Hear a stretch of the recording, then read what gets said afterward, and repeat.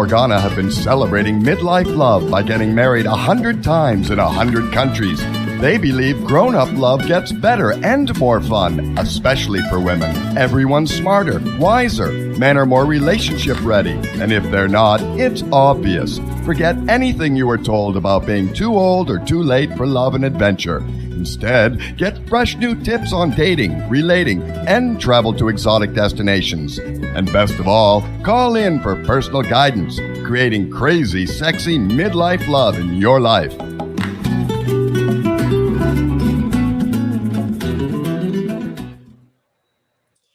Hi, I always want to dance when I hear that music. So welcome to Crazy Sexy Midlife Love. I am Morgana. This is my husband of 25 weddings now, Devin. Yes, this will be the last time I'll be talking. I know, we always have the same opening. We'll let you have your hand. So before I forget, because I tend to forget this, be sure to join, if you like our show, our Crazy Sexy Midlife Love family at crazysexymidlifelove.com, and download Devin's brilliant free ebook called Women Are Smarter Than Men, Secrets Every Marriage-Minded Woman Needs to Know. We are focusing today on audience questions. We have a bunch that have already come in. If you're listening live and you want to call in and ask a question, the number is 888-627-6008. And I'll say it again slower. 888-627-6008. So call in if you like. In the meanwhile, we have plenty of questions, and we certainly take long enough to go through them. And before we dive into today's questions about love, because that's our topic, It is. One of the things that I was thinking about today, because in my Facebook feed, this party that Devin and I went to way back early in our relationship when we were exclusive, but far, far from being married, I was invited to a birthday party of a colleague of mine, and Devin had a really strong reaction to the people at that party, and Not a good reaction. not a good reaction. Very different than me, where I went to your party of your friends and loved everybody and really got a hit. This must be a good guy. Like, all of his friends are happily married, they're stable, they're in love, they're nice to their kids, they've been friends since they were like in second grade, really long time. stable stuff. So I guess I'm just the better person because I liked your friends more than you liked my fly-by-night semi-half friends. It's a quagmire of a conversation. I have some really great people as close friends. They're like on my team, and I don't know, am I supposed to tell the story about this party? Yeah. So, because the way you tell it is really funny. yeah, but now I don't even know if I'm capable of being funny. But that said, I'm in a good mood. And I don't know if this story will put me in a bad mood. But so part of the thing is that I can be a fairly woo-woo guy. I can be very philosophical. I've studied Kabbalah and different forms of magic for many years, and I'm open to ideas, right? And frequently those ideas are like, hey, there was somebody who put a book in a cave in the 1300s, and let's try to decipher what this person was talking about. And that's acceptable to me. And then we bandy about the possibility, or maybe we try it out and see what happens, and see if we get that spiritual enlightenment. So I'm in this party, and this was without question. This was like, yes, it's a party, but yes, it is a networking event, to be sure. Like, to me, it was like, okay, I get it, it's a party, but it really was like a networking thing, which I guess perhaps took me a step back right from the beginning. And I think every person there was, not only was it sort of like, again, this sort of networking thing, but it was kind of this thing where, and this is my humble opinion, this is not meant to be disrespectful because maybe I'm a clown, so you can take all this with a grain of salt, is that it felt like everybody was trying to outdo themselves with their own fantabulousness, where I'm just like, hi, I'm Devin, because I'm still thinking, oh, this is a party. So I don't need the whole rundown, but everybody was giving me the whole rundown. And a lot of the rundown was, well, I coach, people who are looking to crack into the interdimensionality of their psyche. And I support that through, I communicate with chakra points and all of this stuff. And, the conversations, and I'm fine with the out there. I'm fine with wackadoodle. I'm fine with all that stuff. Like, okay, great. Let's get all hippie, chakra aligned stuff. But that was like the first sentence. So I wasn't like, okay, so what do I do this? And I remember speaking with a handful of people, and everybody was aligning their chakras and more and better, that they had cracked the code. And it would literally be like, wow, okay, well, that's interesting. And it's no longer like good enough to be 4-dimensional or 5-dimensional, but you have to be 20-dimensional. There has to be a lot. There was a lot of dimensions going on. Yeah. And I've actually, on top of my sort of nuttiness in terms of like, yeah, okay, let's explore the universe, I also read physics. So I understand physics to some degree. I'm not Mikio Keku or anything like that. But I'm into this stuff. And so when somebody would bring up all this dimensionality, I'd be like, really, where does that come from? And most of the time the answer was, oh, it came to me in a dream. And that's fine. But, there is some physics to these kinds of ideas. And so is it all come to you in every dream? Does everybody having a dream? And I think a lot of people that I spoke to that night were having a dream about their stuff. And there was the woman who could reprogram your DNA by making a funny noise. Right, which is a whole thing. And that was not only reprogramming the DNA, but there was also a opening up different dimensions with the noise, which I found hard to believe. That was pressing. Were a skeptic. I was yes, and a skeptic meaning seeker. So I'm open to okay, so I'll wait here and see what happens. My friends. I was judging at the time. I started judging them hard, and I started becoming more ridiculous. The more ridiculous I found them getting, the more ridiculous I became. And so at some point when somebody would say, after they would tell me about their interdimensionality and their, time travel and their astral travel within time doorways and going into all of it is happening simultaneously. And nobody studied with anybody. I studied with this person who was a master of chakras. No, it's just, I was having a dream. So that all said.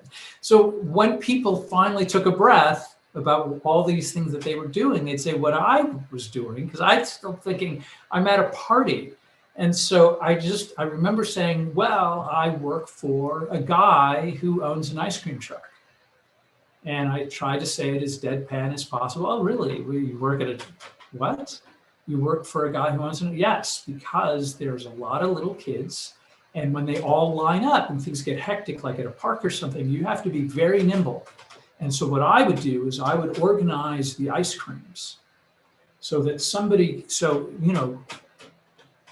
Salazar, I think was the name that I used. Salazar could blindly and instinctually be able to get a cherry bomb pop rather than a red, white, and blue bomb pop, which kind of look similar, but are different, especially if you wanted a cherry bomb pop. And so he needs to be. I love the conviction with which you're telling this story. And that was important. So I would have these conversations and they'd be talking about these third dimensions. But just for anybody who's wondering, did you work for an ice cream truck?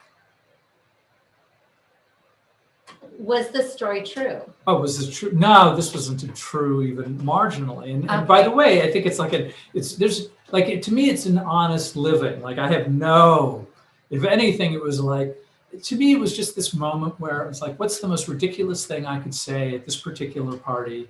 And working for a guy who owns an ice cream truck was the thing. That was the thing. And so Then I think you also told somebody that you made the noise on cruise ships. Oh, that I The was foghorn. right.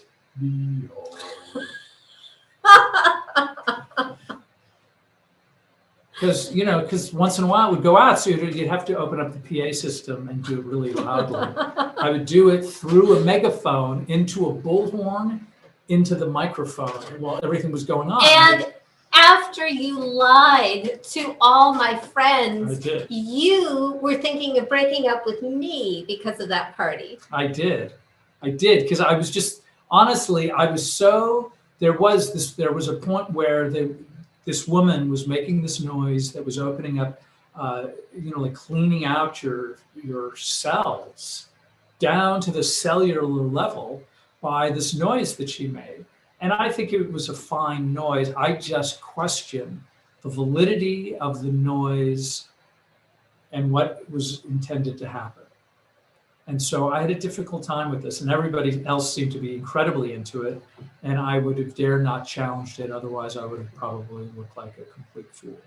So I had no idea that you were considering breaking up with me. no, well, that part So part was right. So that part was real. So I was, but really what it is actually sort of like, I was actually fine with, if these are your friends, I was fine with that. What I had a difficult time understanding is whether or not, if these people were like, this is their thing, great, big thumbs up, whatever, right? I don't have to agree. It's not my business to agree. But I was thinking, like, as we're getting in this, and I was like, at some point I was like, okay, I need to get out of here. This is beyond not my scene. Like, it just had hit, like I had hit an intellectual and spiritual wall. And there was a point where we're driving home and it's quiet. And I'm just like, wow, if this is your crowd, I couldn't fathom being in this crowd. Like, I couldn't imagine, like, oh, it's Jerry's birthday party. Let's go to a different party now. And where there's no cake. And nobody sings happy birthday, but we all sort of like try to outdo the numbers of chakras that we're communicating with. We're just pitching our businesses to people who aren't buying. Right. I wasn't buying anything. I was just trying to, where's the birthday cake? Can I get a Shirley Temple? Do you have grenadine at this bar? That was the things that I was highly focused on. And I don't think there was. And I had no idea that there was a problem. But this is useful if you've ever been ghosted. Like, this is one of the things that can scare somebody off. There is somebody running around who's gone to an event and they're sitting there going, wow, this is not my scene. This is not my scene. It's nothing personal, but I don't even know what to do with any of this. So why did you decide to stick with me? Well, because you said I should. Oh, okay. You said I should. That's what you said. I was like, I don't know. I kept like having this, and really I should have probably sort of like worked it out in my head and communicated to somebody who was not emotionally invested in the outcome. Like, in other words, I shouldn't have brought that whole inward brain nonsense in my skull, and I should not have handed it to you, but I did, which was bad on me. It's a terrible. It's okay. I don't remember it. I know. It was probably so traumatic. You forgot it. Drunk on my chakra martini anyway. Yeah, right. Which was probably an empty glass, but that was just my interpretation. Right. It's an invisible birthday cake. You can only get this cake in the astral plane. Oh, stop. That's so funny, though. I love that. So we should do that someday. Right. We can save so much Toasting money. glasses, right. Yeah. Oh, there's lots of drinks here, but you can only get them in a special multi-dimensional universe. If you're enlightened. Right. And Are you enlightened? I could be pouring, you go, glug, glug, glug, glug. Make it a tall one, okay? Glug, glug, glug. I'm sorry. Are you not experiencing it? Right. Maybe you need to meditate. You need to meditate while you're drinking this and let it fill you. Let it fill your psyche. So anyway, but at the time it was like, okay, if this is her, so be it. Matter of fact, I'm sure I probably said to myself, so mote it be. I probably said all that, but I was probably thinking, wow, if this is her scene, I can only make up, how many stories a night can I make up about what ice cream man I work for, or whatever other things that I was inventing, the foghornist. So, so anyway, I shouldn't have brought it, but I did. And I was like, I don't think this is my bag. So in fairness, I was honest, I was truthful. Well, I would prefer that you brought it up and we could talk about it so you could find out where my head was at. Otherwise, if you hadn't, you would have assumed that these were close friends and that this is what all my friends are like, and you could have disappeared and I would have been heartbroken and had no idea why you left. Right. So just to kind of put a sort of like, here's what I should have done. Yes, I should have discussed it with my lovely future wife at the time, but I think I should have discussed it after having processed it with somebody else. I don't think you needed to be the processor of my stuff. Well, what I did was then I took it to my coach, because once I started liking you, I stopped being this incredibly confident, self-possessed, take it or leave it, I'm fine on my own person. And the more I liked you, the more of like a vulnerable, crazy person I became. So when you would dump something like that on me, I would then call my coach and go over it with him. And then he could give me perspective. And usually what he said is, what it means, I'd say, what does it mean? And he would say, what it means is he likes you and you're okay. And I'd be like, okay. Because sometimes you need a guy to decode a guy. Oh, well, that's like an absolute for sure. I would argue, and I actually write this in my ebook. The ebook, yeah, free ebook, free download at Crazy Sexy Midlife Love. The book is Women Are Smarter Than Men and Other Secrets Every Marriage-Minded Woman Needs to Know, just in case you missed it at the beginning. Go on, sorry. Yeah, no, I don't remember what I was going to say. You were saying that you even say. Right. Oh, okay, so here's the thing. So I would argue that women are in fact smarter than men. I would say they're certainly emotionally smarter and they're more community oriented. So they're more just by nature. Again, there's always outliers. I totally get that. But I think women are sort of more invested and more capable of being in relationships, kind of ready to go, more so than men. That's not always true. And yes, there's good ones out there at every age group, all of that stuff. And so what I was kind of getting at is that women helping other women understand men is a terrible plan, because women aren't men. So you can come up with some notions about what men are thinking and doing. It's way better to ask a guy, I would argue. What Morgana did talking to her coach is going to have, he's just going to have more insights to what guys do, rather than just other women talking about all of their failed relationships and coming up to a conclusion that this must be like all men are terrible. And, and this is the understanding we have of men that's absolutely 100% correct. And I think that's... well, there are some really high quality female dating coaches too. No doubt. But I will say for myself, I was as dumb and strategically bad dater as has ever walked the earth, and especially for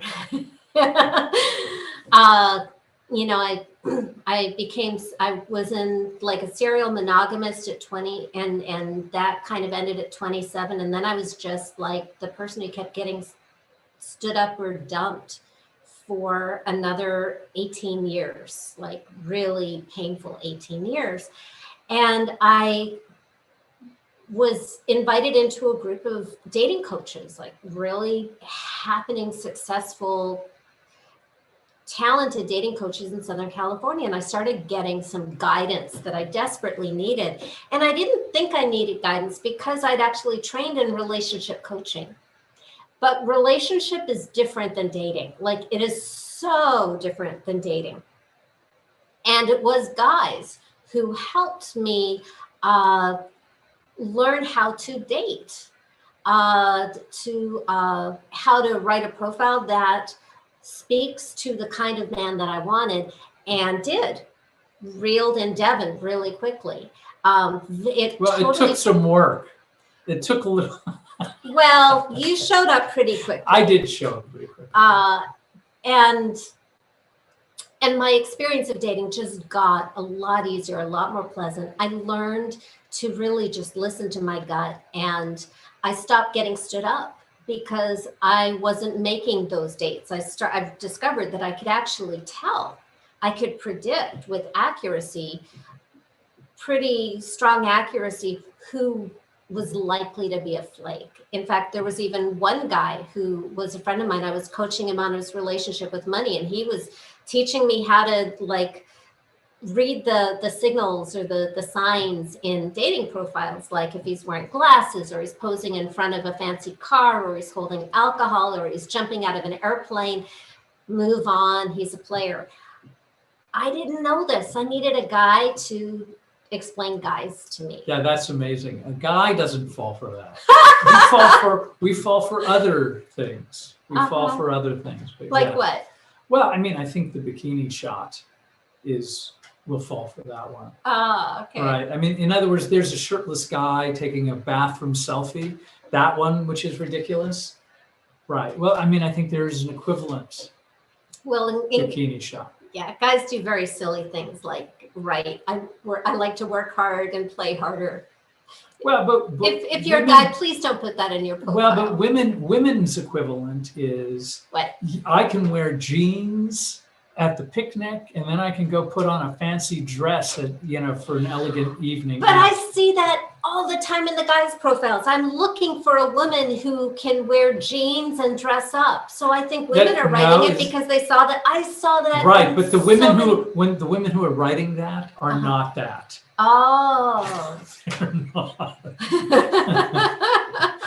I mean, you can write anything you want. That's the joy of a dating profile. I'm just saying the women who are like, I wear jeans in the spring and, washing a car with a hose. Yeah, that's not. Okay. That's not her. No, what worked for me, if you're listening and you want gold when writing a dating profile to appeal to your mate, and I assume this would work on women too, but I was told that this is how to write to appeal to the kind of guy that I want, which was I painted a picture of the life I wanted to lead with my person. And I said something along the lines of, I wake up in your arms in India, Italy, or Prague, and we make love. And then we check our email, and then we go out and we get lost at a market or a museum, or we just see what happens. And we live like that for months.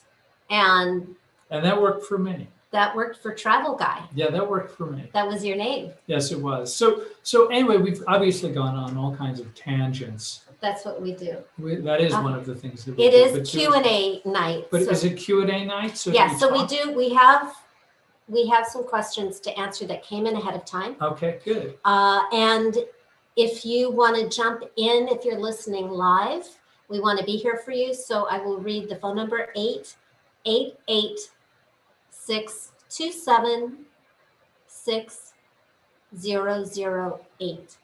And I know that calling in live can be scary for some people, and I totally get it, which is why we have questions ahead of time. And you can always reach out to us and submit questions ahead of time if calling in is too scary. But I think we also answer questions better when you're live because we can get more clarity and hear your voice. But let's start with the questions we have. So this is the problem that came in that we're going to address first. This writer said, I'm working on feeling good enough for love, and I'm exhausted from working on myself. Is there anybody on earth who hasn't felt that exhaustion of like taking class after class and doing all this exercise and all this personal development just to be worthy of love? I know that ride really, really well. So I get it. Devin, would you like to say something to this first? No, I mean, you can jump in. I mean, I think that working on yourself is critical. The way I would look at it is that our lives are about lessons. It's not about getting to a particular place where it just rains buckets of cash, where you get to an emotional place where all of a sudden every relationship you would potentially get in is just only fantastic. So I think you have to go through stuff. I think that's part of the process. I think what happens is that at least a lot of women that I speak to, what ends up happening is they feel that they're going to work on themselves, and then the guy is going to magically appear, and then it's like, now I don't have to work on myself anymore. That ride is over with, and so I'm exhausted. I'm working myself because I want all of it to end. And I think, I don't look at it like, yeah, I get it. Working on yourself is difficult, and coming to sort of like truths about who you are as a person and the kinds of mistakes that we make as individuals is hard. Like, there's emotional lessons that come with it. And so no doubt that once all of a sudden you peel a layer of that onion, and then you're crying and it's exhausting. I think you can kind of go, okay, well, now I'm going to, eat a Snickers bar, or I'm going to watch my favorite comedy for an hour, or I'm going to do something that's going to bring me sort of like joy. Do you know what I mean? So I think what it is that you embrace the fact that we're here to kind of work on ourselves, and that's not going to stop once you get into a relationship. Now you get to just kind of now it's up because there's somebody else sitting across the table from you. Who exists to drive you crazy? Like, that's his primary job. That's one way you could phrase it. But I mean, in a good way, but because you care, the stakes are a little higher. So I'm going to approach this question and challenge in a totally different way, which is, you're already good enough. There is nothing wrong with you. There is an industry based on telling you that it's your fault and there's something wrong with you that always has to be fixed. And then you can get this, pay money and there's something wrong with you and we're going to fix it. You're already good enough. So that's not the problem. The work on yourself, I believe the really, truly only purpose for the work on yourself is to remove the pain and the suffering, the unnecessary pain that arises in life. We want to learn the lesson so the pattern doesn't have to keep on happening. It's like the pattern has this gift, this lesson. Almost always it has something to do with respecting yourself more, loving yourself more, honoring yourself more, trusting yourself more. And it will keep knocking on your door until you accept the delivery. And when you get it, then it doesn't have to knock on your door anymore. You will get other lessons because you're breathing and your heart is beating. But so the lesson isn't to be better. The lesson is to remove the bullshit that lets people not be nice to you, lets you not be nice to you, lets you accept people who are not nice to you. It is the work you do on yourself is to let go of the lies about who you think you are that you aren't. And I mean that in like, who you really are is just all love. And then to survive, we pick up all these patterns and habits and survival practices that, thank God, they kept you alive, they got you here, and then you outgrow them and they become a problem and they become the baggage that you carry along. So by the way, we love the baggage. It got you here. You probably wouldn't have survived some point of your life without it. And then the work on yourself is saying, okay, thank you so much. You no longer spark joy. Bye. So that's really what it is. It's just like, imagine working on yourself is simply accepting the treasures of the experiences so that you don't have to go on the rides you don't want to go on anymore.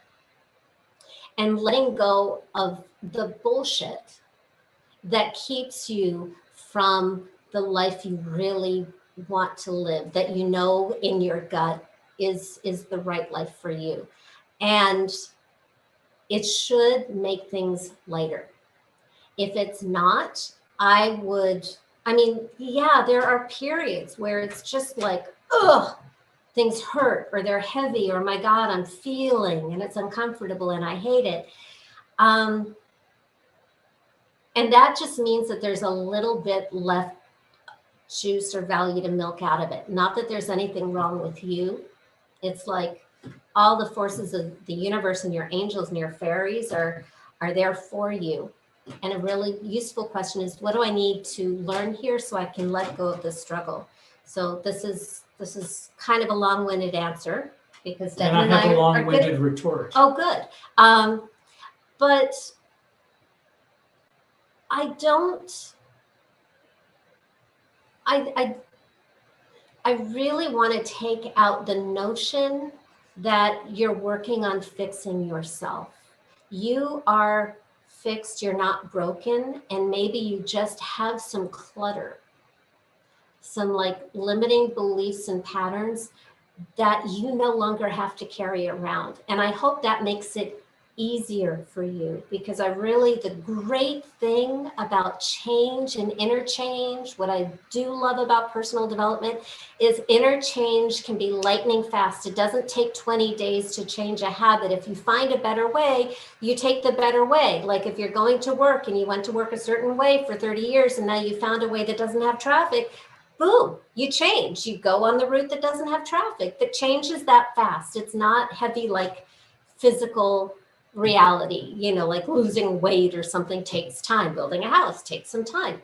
Interchange is really fast, and then outer change follows that.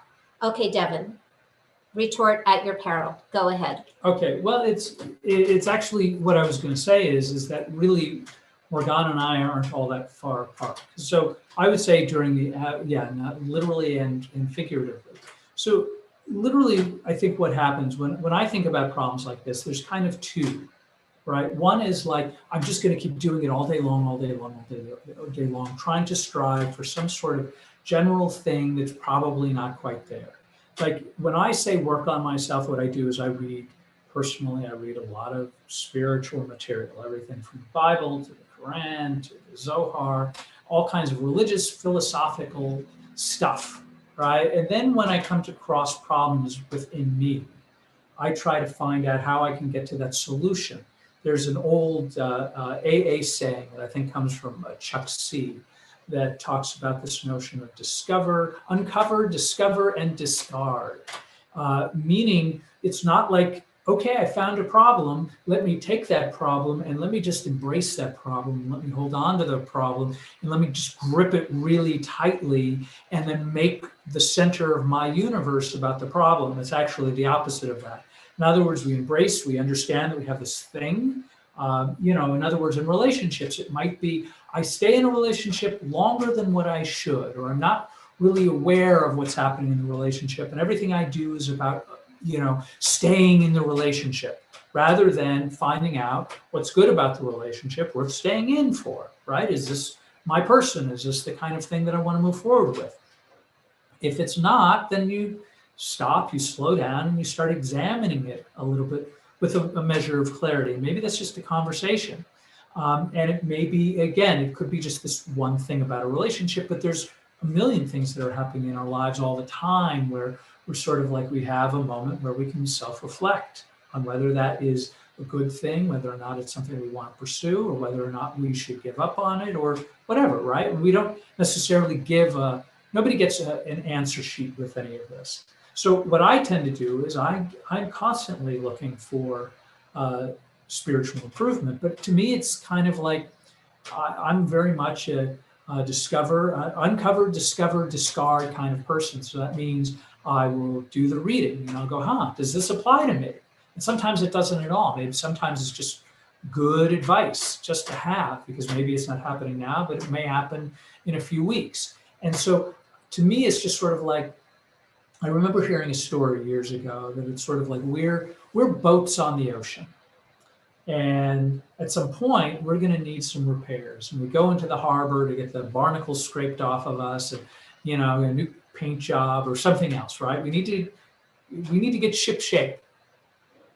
But to be very clear, if we spend all of our time in the harbor we're missing out on what it is that we're intended to do, which is out to be in the water, right? Not kind of ported somewhere. Our job is to be kind of knocked around by the waves and, get rained on and have the elements kind of just abuse us a little bit. I'm not saying we need to make a life of being abused, because there's days that are great, but sometimes the waves are rough and you get knocked around a little bit. And then it's take time into the port. But really, ultimately, our goal is to go out there and have some fun and go, oh my gosh, that was a bad choice. Let's go best 2 out of 3 or something like that. So I think that fits more into your model where we are good, we are whole, we are complete.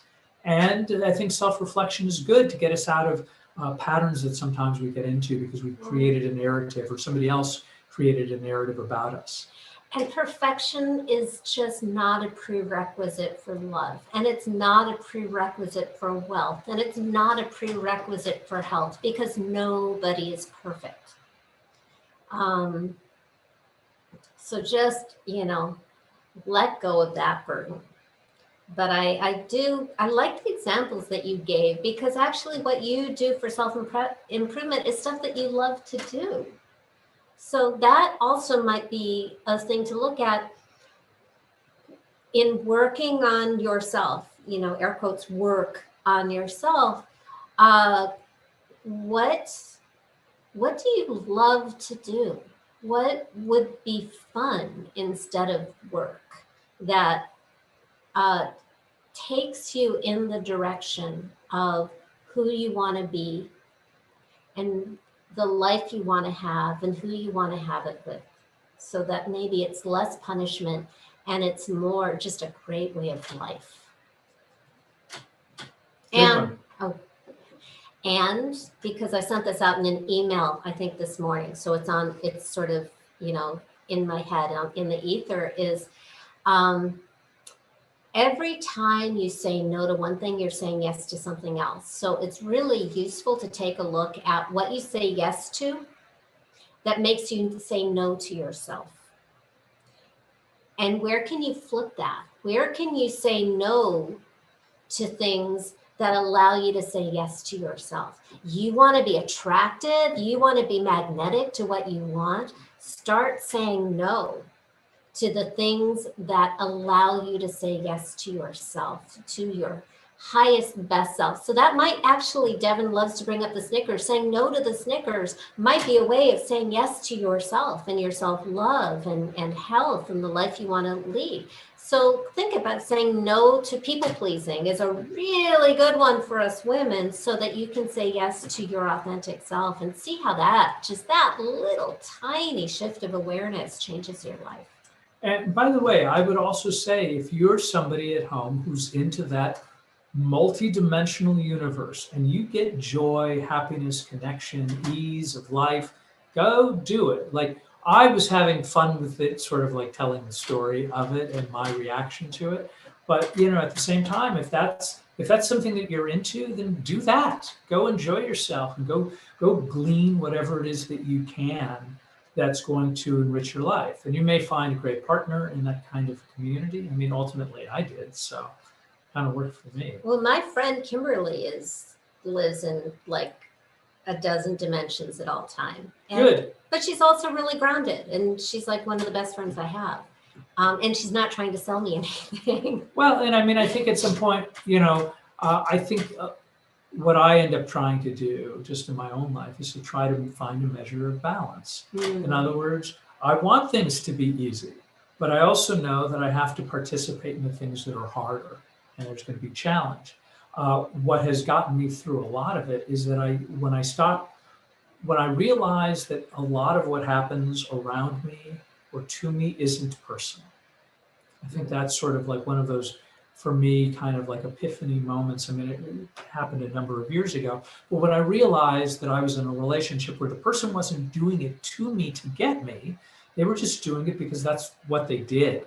And I was, just trying to cope with this thing rather than just acknowledge that certain behaviors are more frustrating or upsetting than others. But it wasn't that they were trying to abuse me into a circumstance. It was just, this was how I felt about a particular environment. Very good. Let's see where. Do we As want to go usual. do we want to dare question number 2? I think we have plenty of time, so maybe all 3. I hope we can get to all 3. I think I would like to jump to number 3 and then end on number 2. Okay. Okay, so the question that we're going to address now is this woman shared, my intuition used to be so good until fear came in, and she's trying to balance it back out. And I love stuff about intuition and fear. Do you want to dive in, or shall I jump in first? Well, you seem like you're ready to go. So Okay. I do have stuff, because there will be a rebuttal Okay. or a retort or an addition. Well, first, fear can block intuition when we're trying to control our intuition, but fear can also be our intuition. I knew a martial arts teacher decades ago who would teach that Israeli martial arts, Krav Maga or something like that. And he would work with women for self-defense. And he interviewed a lot of women who had been assaulted. And he said that they all had a feeling about the person. And there are certain things we women do, like if somebody wants to hurt us, they might like offer to carry our groceries or do something out of a sense of reciprocity, so we let our guard down. That tends to be a female thing that he shared with me. But he said that part of what he teaches in response to is that every woman who had been attacked had a feeling. Her body sort of knew. And I think that is our intuition, that we pick up like the tiniest little micro signals that our logical mind doesn't even process. We're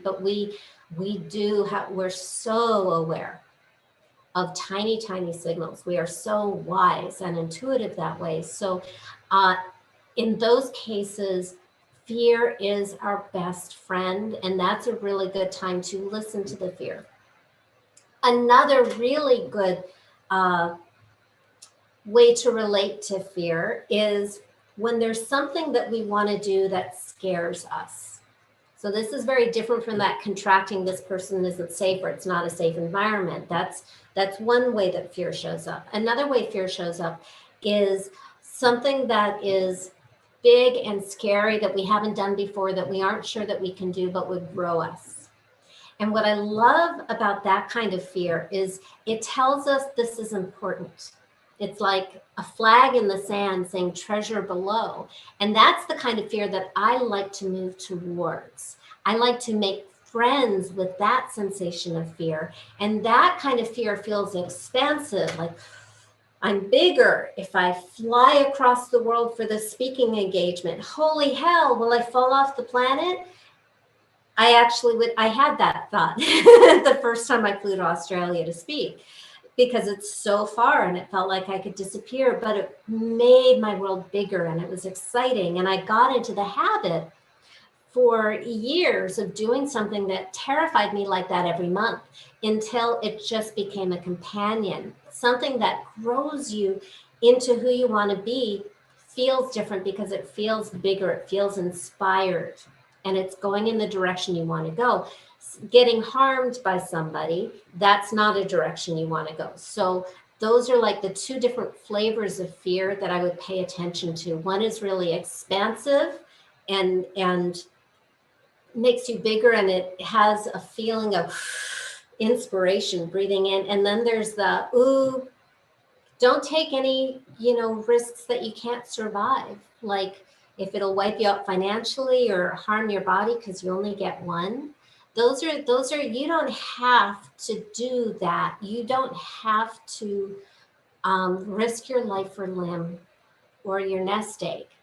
But there are things, and only you can decide if the risk is safe enough. So for me, humiliating myself in front of a bunch of people is not ideal, but I will survive it. I may have stage fright in the minutes leading up and wish I were dead and wish the earth would cover me up. And that's like every time that I speak. But then once it happens, I have so much fun that it goes away. Because also that kind of fear is more adrenaline and excitement and not really, truly fear. So intuition really has to always come down to I trust myself. And that is a good mantra for you. What if I trusted myself? What if I trusted myself? Asking a good question and letting the answer come in really quickly. What if I trusted my knowing? Then what would I decide? And I find that intuition is so like feather light that the answer can come back to you so quickly and softly that you can pretend not to hear it. But our mind is programmed to answer questions when we put out the question. So come back to, what would the answer be if I trusted myself? And then see how that feels. Because when we get into our head and all like analytical and controlling, that can really like mess up the intuitive signals. But our body speaks in truth, and we just learn how to feel it, and it's something to practice. Okay, Devin, go ahead. Top that. Ha ha. So I probably can't, and that's fine. To me, truth is one of those things. And when we talk about intuition versus fear, I mean, I think most of the fear that people that I speak to on a very regular basis deal with fear not as, oh my gosh, I shouldn't allow that person into my house kind of fear, where there's like a real sort of like danger kind of element. I'm not talking about that kind of fear. I'm talking about the stuff where somebody is preventing themselves from moving forward over some sort of a notion in their mind that they have built into a fear that prevents them from doing the thing. And with that kind of fear, to me, it's sort of like the way people have described it to me, and I love this analogy, is fear is one of the very few things that when you face it, it gets smaller. When you start running towards it, it gets smaller. And so what does that mean? I think a lot of this stuff has to do with the kind of mindset around, activities that we want to do. In other words, at some point, as a writer, if I want to keep writing, at some point I'm going to have to let other people see my work. Is that a scary thing? Yes, it is. Do I have fear? Yes. Do I have more fear when it's like if I'm letting a friend read it and I know they're probably just going to be supportive and loving? Great. I don't have a ton of fear. But when you start moving up, let's say you're writing to a place where, okay, now it's a professional editor who's somebody who can get you signed at a big fancy book company, then there's a different magnitude of fear. Any one of the different rungs on that particular ladder of letting somebody else read your work can debilitate you to the point of not allowing anybody from reading your work. It may feel real. It may feel like it's a necessary thing. It may feel like you want to run the opposite direction. And a lot of times it's just kind of more of a dull sense of confusion or disorientating kind of sense where it's harder to move forward. And so what do? I think one of the things that I think works is not isolating over the problem. Meaning, if I talk about this thing that I'm afraid of, I will give it more power. Or somebody will laugh at me and say that I'm being ridiculous or silly, or I'm doing it wrong, and I don't want to handle that kind of, there's that sort of like all these weird things that start feeding that fear. I have a dear friend of mine who I speak to quite regularly. And when he's the guy who's not emotionally attached to my nonsense, right? Even my lovely wife is attached to my nonsense because we're a team, right? I'm attached to her nonsense. So I need to speak to somebody who isn't, who could just see the clear path because he's not connected to the results. He's like, dude, I'm on your team, whether or not you get the thing you want or you don't get the thing you want. But I think the best way to go about that thing. So what ends up happening is when I call him up and I say, okay, here's the problem that I'm experiencing. I get to hear myself articulate what the problem and the fear is. What do I think I'm not going to get? What it is that that I think I deserve. I'm going to lose the thing that I already have. Those are kinds of regular fears that prevent us from moving forward and taking action. So when I hear myself articulated, it sounds very different talking about a fear that I have or a discomfort that I have that's rolling around the inside of my head. Inside of my head can be sometimes a barren landscape, right? But articulating, it's like, oh yeah, no, I'm just kind of being ridiculous. Or even better yet, when I call up this guy and I say, oh, here's this thing that is terrifying and scary and uncomfortable, all that other stuff. And I hear him laugh. His laughter doesn't necessarily tell me that he thinks what I'm saying is stupid or silly. More often than not, it's him identifying with the issue and the feeling that I'm having. I think my wife is pulling me in closer. So probably because my head is being cut off, I'm in this weird camera angle. But that's what ends up happening. So what ends up happening is when I hear myself articulate the thing, I also, when I do that, when I start speaking to it with friends and other people that I can trust, what I end up doing is I sort of like build a network. I build a posse of people who are there to support me through the problem that I think that I'm having. Because sometimes the problem I think that I'm having isn't a thing. It's not actually standing in my way. It's just me having feelings about moving forward in something that is scary. Or the thing you think it is isn't the thing it really is. Like the core of my work as a coach always comes down to making it safe for change. I like to say that change happens at the speed of safety. So if something isn't safe, in fact, or just feeling, it's really helpful to examine that and find a plan for how to make it safe.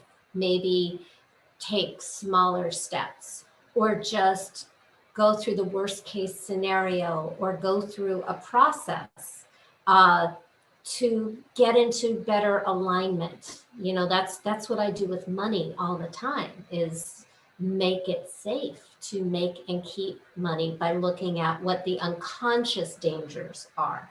Very, very often what's stopping us is not even the stuff that we're aware of. So when you have that fear of danger around what you want to do, and it isn't enough to just say, oh, it's fear is my friend, which works sometimes and doesn't work other times, especially when it's a deeper seated issue, like really the deep, the really deepest human issues around lovability, worth, right to exist, belong in our tribe, all that kind of stuff. That really needs to be treated with love and respect and care.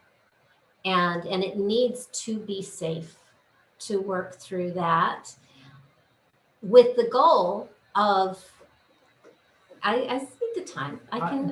Yeah. I just want to get to that third question. Thank you. We're not going to get to the third question. Oh, okay. All right. So when fear is getting in the way, and this is a really interesting thing, that for you, the person who wrote My Intuition Used to Be So Good, what is feeling dangerous around intuition might be something to take a look at. And what do I need to do to make it safe? What wants to happen here?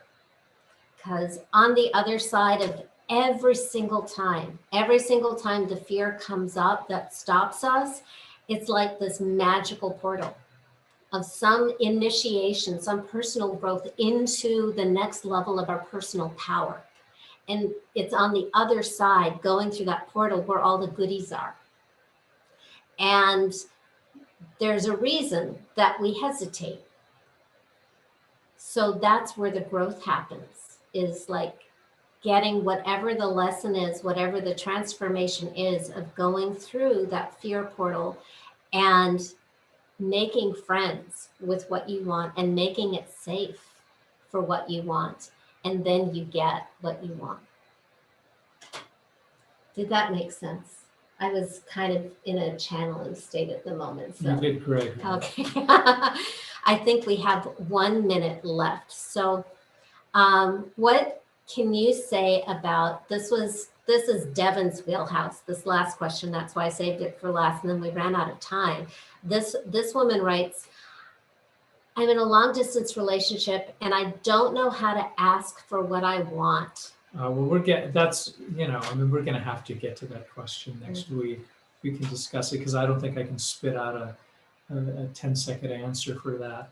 I mean, can we talk about, I mean, I totally will answer that question for sure next week, but can we talk very briefly about Clubhouse? Yeah. Should we? Yeah, Devin and I have been really active in the Clubhouse app, iPhone only, invitation only. I don't even know how many millions of people are in it. This Saturday, I am holding a room at 10 a.m. Pacific time. The topic is Big Money, Love, and Women. And Devin is hosting the Podcasting for Authors room, sponsored by Club Pod, which is the biggest podcasting focused club in all of the Clubhouse app. What would you like to say about your room on Sunday? We're going to have a great lineup of folks. I don't have the list in front of me, but we have a great lineup of folks. And we're going to talk about podcasting. And we're going to talk about writing. We're going to talk about how to be a guest on a podcast. How to become a guest. You are interviewing Sam Bennett. Oh, right. Sam Bennett's going to be there. The best-selling author of Start Where You Are. I think I don't have all of her books in front of me.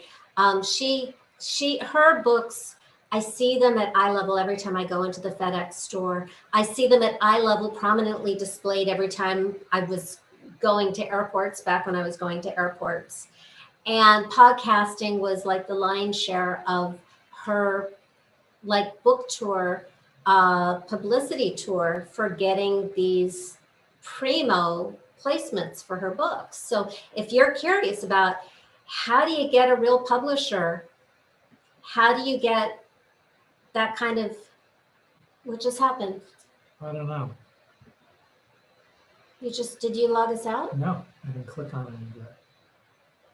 Why were you touching? Okay, well. No, it's still there. Just keep talking. Okay, we don't seem to have a picture anymore, but so if you're curious about how to, we're not in a meeting.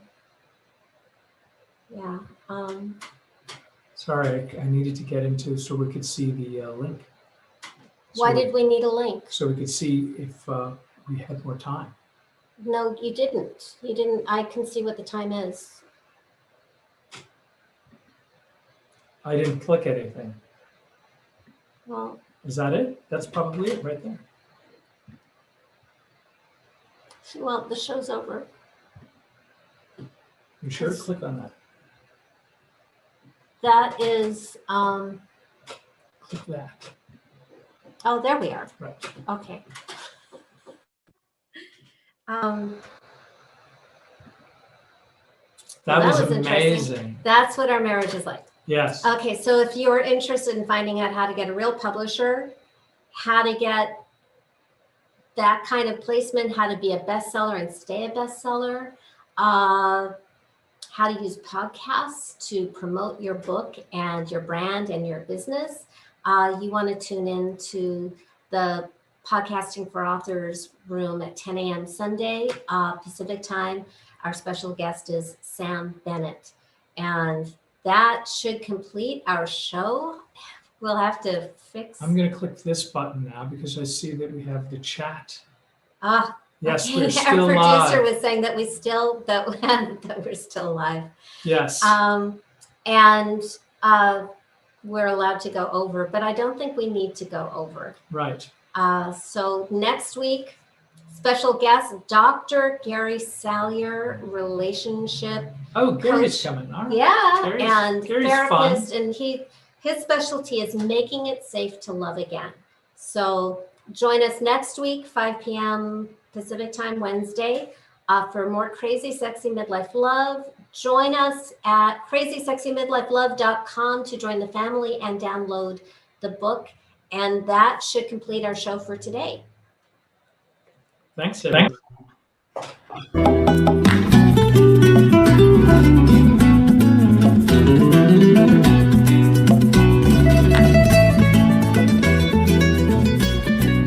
Thank you for listening to Crazy Sexy Midlife Love.